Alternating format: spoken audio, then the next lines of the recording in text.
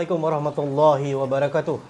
Jadi hari ini kita dengan segmen baru daripada Majlis Bandaraya All-Star, iaitu saya memperkenalkan celoteh viral. Jadi di dalam celoteh viral ini kita akan membincangkan dan mengupaskan isu-isu yang viral yang terjadi di Bandaraya All-Star.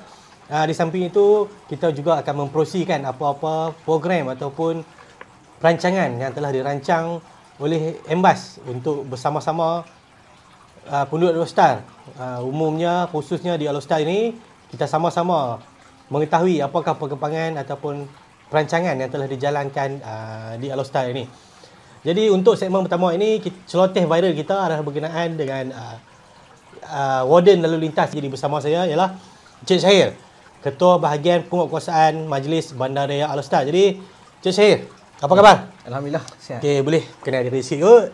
Assalamualaikum warahmatullahi wabarakatuh. Nama saya Ahmad Syahir bin Abu Bakar.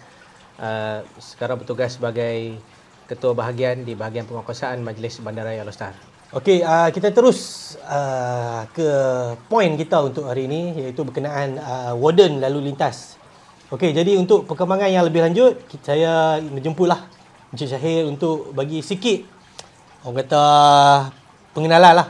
Apa tu Warden Lalu Lintas tu? Orang nak tahu. Jadi silakan. Baik, bismillahirrahmanirrahim. Assalamualaikum warahmatullahi wabarakatuh. Terima kasih Cik Syafiq datang undangan pada hari ini. Jadi saya ingin berkongsilah kepada rakan-rakan dan juga penonton di luar sana, apakah itu Warden Lalu Lintas. Yang kita tahu sebelum ni Warden Lalu Lintas ni kalau kita ke Kuala Lumpur, di BKL, kita ke Putrajaya, okey, dan di sanalah baru kita akan jumpa Warden Lalu Lintas. Sebab Warden Lalu Lintas ni merupakan pegawai yang dilantik diturun kuasa di bawah Akta Pengangkutan Jalan, yang mana menguatkuasakan Akta Pengangkutan Jalan 1987. Dan Warden Lalu Lintas ni fungsi dia sama macam pegawai pengangkutan jalan dan juga polis trafik lah. Dan fungsi-fungsi yang lain itu adalah menguatkuasakan peraturan dengan undang-undang berkenaan dengan kesalahan lalu lintas dan juga mengambil tindakan ke atas apa-apa pelanggaran peraturan di bawah Akta Pengangkutan Jalan 1987. Di All-Star di Kedah ni kita saja.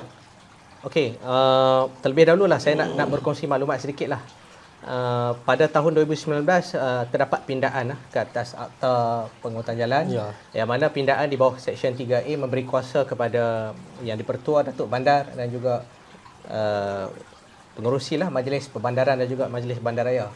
Yang mana kuasa ini diturunkan untuk memberi kuasa kepada mana-mana pegawai yang dilantik sebagai Warden Lalu Lintas untuk mengambil tindakan penguatkuasaan ke atas kesalahan lalu lintas di kawasan pentadbiran PBT masing-masing. Oh, dalam kawasan sahaja. Ya. Jadi kita nampak ini satu perkara yang boleh katakan barulah kepada rakyat. Sebenarnya kalau kata sebagai masyarakat All-Star ni, penduduk All-Star mungkin tak tahu kata ada PBT juga ada peranan dan juga ada kuasa untuk nak mengambil tindakan ke atas kesalahan lalu lintas tadi. Jadi dengan penurunan kuasa inilah memberi kuasa kepada Warden Lalu Lintas untuk nak mengambil tindakan yang sama sebagaimana yang dikuatkuasakan oleh pegawai pengangkutan jalan dan juga polis trafik. Ya. Okey, kita ada beberapa isu yang viral lah. Contohnya di sekitar All-Star ni jalan jam. Okey, untuk atasi jalan jam tu, adakah Warden Lalu Lintas ni boleh mengambil tugas tu untuk menjaga lalu lintas atau macam mana? Okey, kalau ikut peruntukan kuasa yang diturunkan kepada Warden Lalu Lintas, dia boleh bertindak sebagaimana kuasa yang sama dengan polis trafik dan juga JBJ. Jadi sekiranya berlaku apa-apa masalah kesesakan, jadi Warden Lalu Lintas ni boleh memberi bantuan lah dari segi kawalan lalu lintas. Dan kita di peringkat permulaan ni pihak Majlis Bandaraya sendirilah atas inisiatif untuk nak melancarkan Warden Lalu Lintas, lebih kepada untuk nak membantu agensi yang menguatkuasakan akta itu sendiri.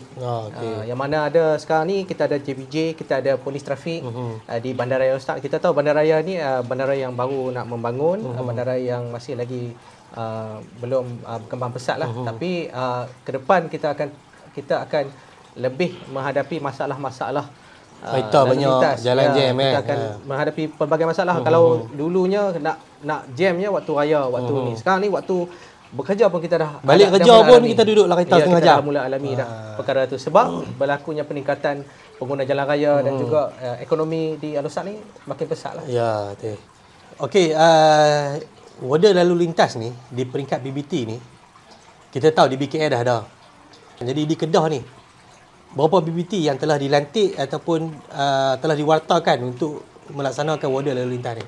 Okey, di Kedah kita ada Majlis Bandaraya Al-Ustaz, dan kita ada 4 lagi majlis perbandaran lah. Okey.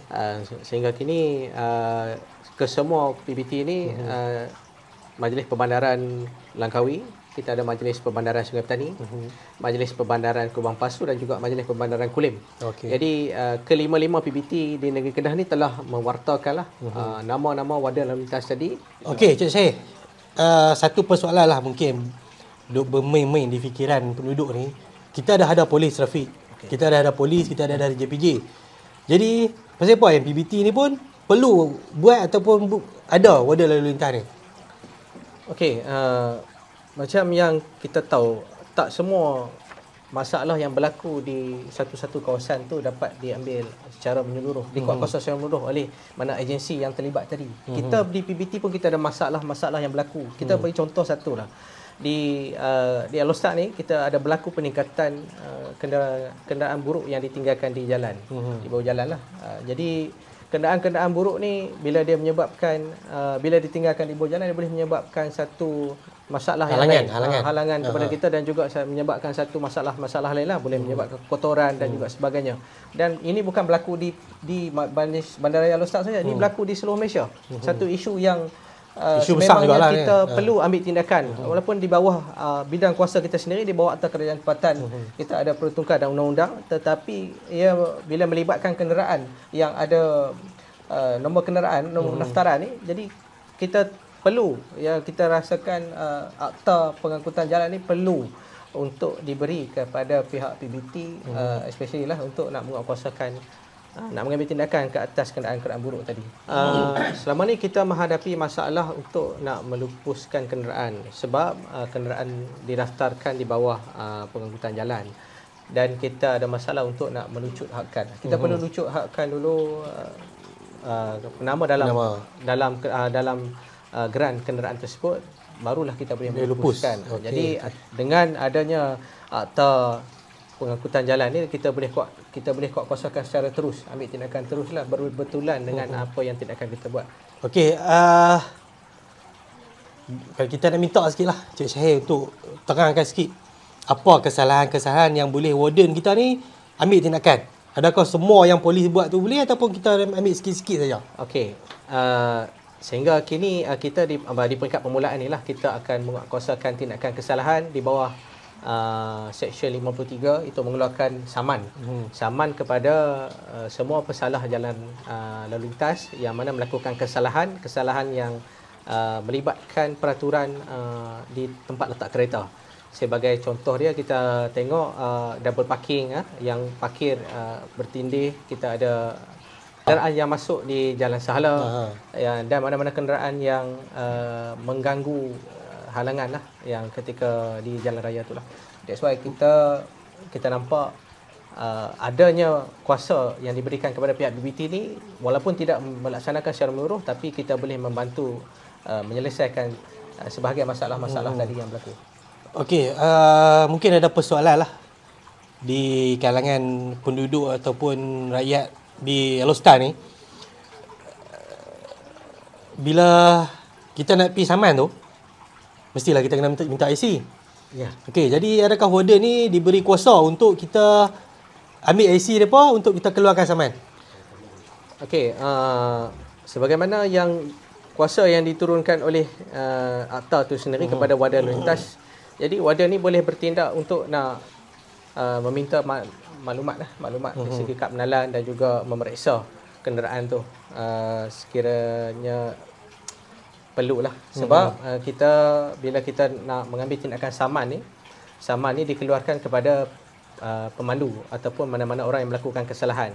Jadi untuk nak menyerahkan saman, jadi memerlukan dokumen dan juga maklumat. Juga di bawah akta tersebut, akta pengangkutan jalan ni memang diturunkan kuasa untuk meminta nama dan alamat. Okey, saya ada terdengar jugalah kan. Akta mungkin cik saya boleh olah lepas ni. Akta baru yang dikeluarkan, iaitu sebelum ni kalau contoh kita pergi beli makanan tepi jalan, kita parking tepi jalan, polis nak main saman, dia tengok orang dalam kereta tak boleh saman. Ya. Saya ada terdengar lah, mungkin yang baru ni, kalau kita parking tepi jalan mengganggu lalu lintas, kita duduk kereta pun boleh saman, betul ke? Okey. Dia kesalahan yang berlaku tu kesalahan halangan lalu lintas lah. Ya. Sebab itulah kita di bawah Seksyen 53A tadi, saman dikeluarkan kepada orang yang melakukan kesalahan. Jadi kesalahan ini salah satunya adalah halangan lah di tempat awam tadi. Walaupun pemandu ataupun orang yang berada di dalam kenderaan tersebut sepatutnya tidak boleh melakukan kesalahan, tapi kita bagi amaran kalau dia tak ubah, jadi kita boleh keluarkan notis saman kepada dia lah. Jadi dia bukan satu isu kata kita tak boleh saman atas kesalahan berlaku, sebab kita ambil tindakan itu atas kepentingan awam. Sekiranya dia masih lagi kekal berada di kawasan tersebut, boleh menyebabkan halangan dan juga masalah kepada pengguna jalan raya yang lain. Sebab tu kita ambil tindakan tu secara berhemah. Hemah ni maksud dia kita bagi amaran, kita minta dia alihkan kenderaan. Sekiranya dia melanggar peraturan, kita akan boleh ambil tindakan saman. Okey. Ya. Okey, daripada segi lesen pula. Adakah warden ni boleh saman kalau tak ada lesen, orang tak ada lesen? Sehingga kini kita tidak lagi melaksanakan tindakan penguatkuasaan saman ke atas lesen, sebab kita faham pihak JPJ orang yang paling berkuasa lah, yang ada autoriti untuk nak memeriksa kad pengenalan, kad lesen. Sebab kad lesen dikeluarkan oleh Jabatan Pengurusan Jalan. Warden lalu lintas bertindak untuk nak membantu apakah masalah-masalah yang berlaku di peringkat PBT. Kita lebih fokus kepada masalah yang berlaku di peringkat PBT itu sendirilah. Jadi kita tengok kat sini, fokus kita melaksanakan warden lalu lintas ni bukanlah tujuan kita nak saman menyaman.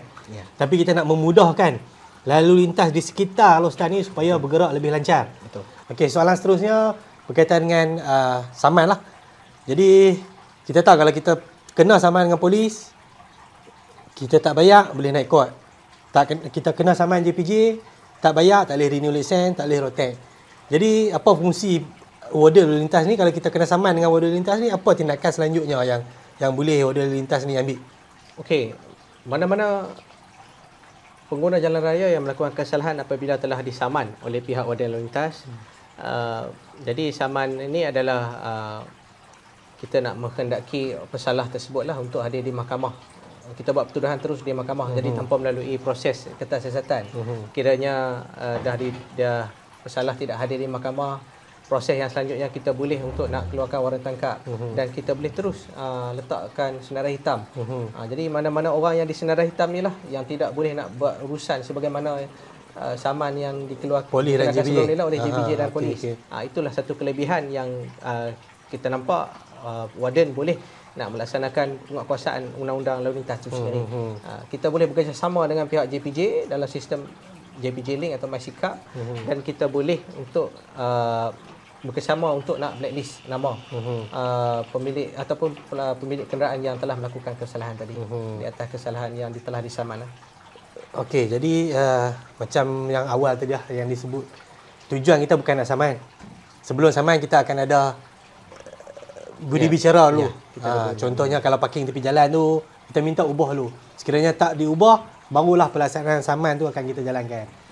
Jadi lepas ni kalau nampak warden lalu lintas daripada Embas tu, tak payah lari takutlah. Kan, kita bukannya nak saman, tapi kita nak memudahkan apa yang isu yang berbangkit di Alor Setar ni, itu jalan sesak. Jadi tujuan kita yang paling penting nak memudahkan, melancarkan perjalanan. Jadi kata-kata terakhir daripada Encik Syahir. Mungkin sebelum kita tutup celoteh viral ni. Okey, saya dapat nak rangkumkan kat sini kepada semua pengguna-pengguna jalan raya lah, terutamanya yang berada di sekitar kawasan Alor Setar ya. Penguatkuasaan ke atas lalu lintas ini adalah bertujuan untuk nak memudahkan semua pihak lah. Kita nak memberi kelancaran lalu lintas, kita nak menjaga kepentingan awam dan kelancaran itu sendiri. Dan saya harap agar masalah yang berlaku di Alor Setar ni, masalah kesesakan dan juga masalah yang lain lah yang timbul dari berkaitan dengan lalu lintas dapat diselesaikan dengan bantuan oleh pihak warden tadilah. Di samping kita dapat mematuhi peraturan yang sedia ada di Bandaraya Alor Setar. Okey, itu kata-kata terakhir daripada Encik Syahir. Jadi itulah sedikit sebanyak info berkenaan warden lalu lintas. Seperti yang saya maklumkan tadi, kita bukan nak compound, bukan nak cari salah, tapi kita nak membantu untuk bersama-sama kita melancarkan perjalanan lalu lintas di Bandar Alor Setar ini. Jadi, terima kasih Cik Syekh atas perkongsian tersebut. Baik. Okey, sehingga kita berjumpa lagi di dalam rancangan seterusnya dalam Celoteh Viral. Sekian, terima kasih.